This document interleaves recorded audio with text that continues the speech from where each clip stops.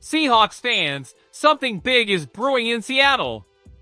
The energy inside that locker room feels different, and it's not just because of the win. There's something going on behind the scenes, and what went down against the Arizona Cardinals left everyone stunned.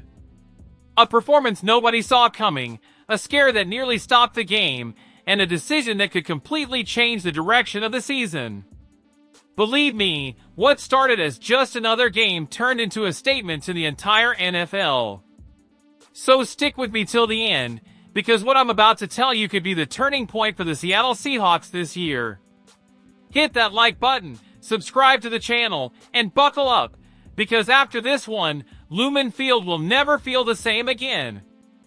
The truth is, that matchup against the Arizona Cardinals was more than just another win, it was a warning shot. The final score of 44-22 doesn't even begin to tell the story. In just 2 quarters, the Seahawks went up 35-0, and that says everything about how dominant this defense is playing. Mike Macdonald and Aiden Durt have built a system that's been suffocating opponents from the very first snap. And the name of the day? DeMarcus Lawrence.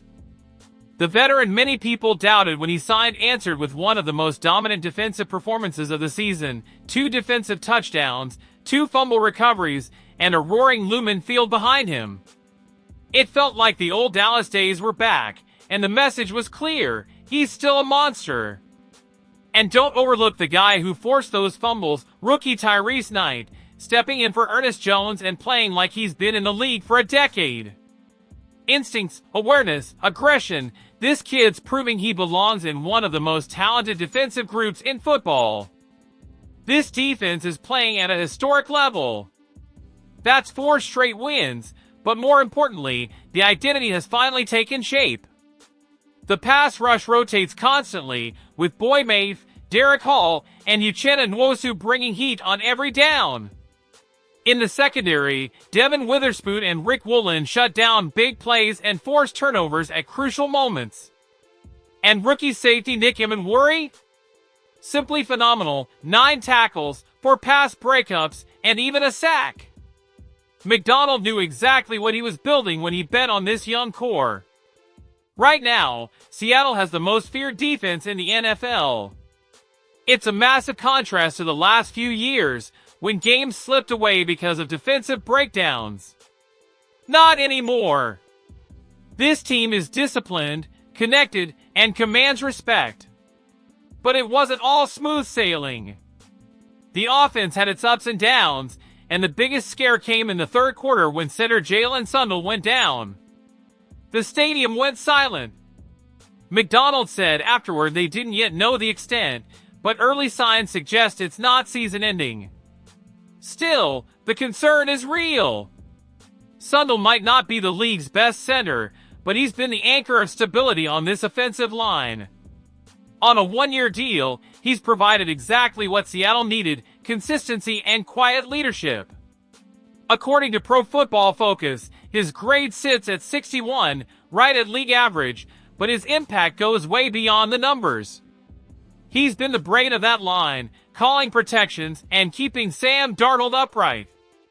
With him out, Olu Oluwatimi took over.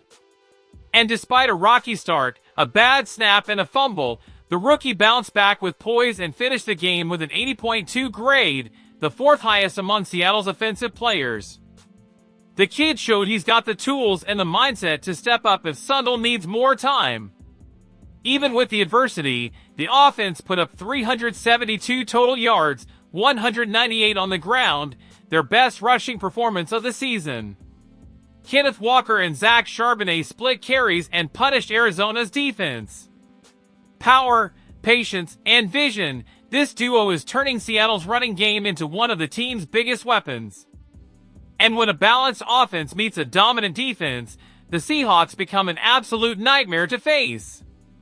Now, something that might have flown under the radar, but could matter in the coming weeks, are the defensive line injuries.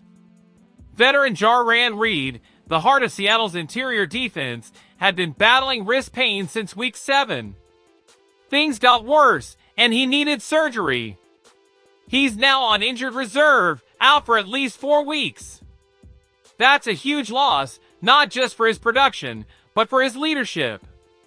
Reed sets the physical tone for this defense, and his absence reshapes the whole front rotation. To fill the gap, Brandon Piley stepped in at nose tackle. He doesn't have the same technique, but his raw power and hustle made up for it. That forced McDonald to tweak the scheme, using more 3 linebacker sets and giving extra snaps to Tyrese Knight and Drake Thomas, both of whom continue to impress. The crazy thing is, for most teams, this would be a setback. In Seattle, it's an opportunity. This roster is deep, and the coaching staff genuinely trusts the next man up. Every player knows his role. That's McDonald's culture on full display. Next man up isn't a slogan here, it's a way of life. And now, the next challenge is right around the corner, 12s. Sunday, Seattle hits the road to face the Los Angeles Rams in a 7-2 versus 7-2 showdown.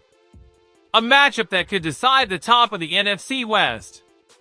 The Rams are rolling, with Matthew Stafford playing lights out and an offense that's put up 128 points in their last 4 games. McDonald knows this is one of the biggest tests of the season. But there's one stat that stands out: Seattle has won 10 straight road games. That speaks to maturity, focus, and a team that thrives under pressure. Facing a division rival in Los Angeles is exactly the kind of game that separates contenders from pretenders. What's most impressive about this team is how perfectly it's balancing youth and experience. DeMarcus Lawrence, a veteran used to big stages, has reinvented himself in this system. Meanwhile, Tyrese Knight and Nick Emmanwori are growing every week, showing the future of Seattle's defense is in great hands. And Witherspoon? That kid was born to play in this scheme. His energy lifts the entire team, and the stadium feels it. Lumen Field has become a cauldron again. During those defensive touchdowns against Arizona, you could feel the vibration through the stands. It was like the whole city screamed together, "We're back!" The spirit of the 12s is alive and stronger than ever, and something special is absolutely being built in Seattle. In the end, that win over the Cardinals wasn't just another W.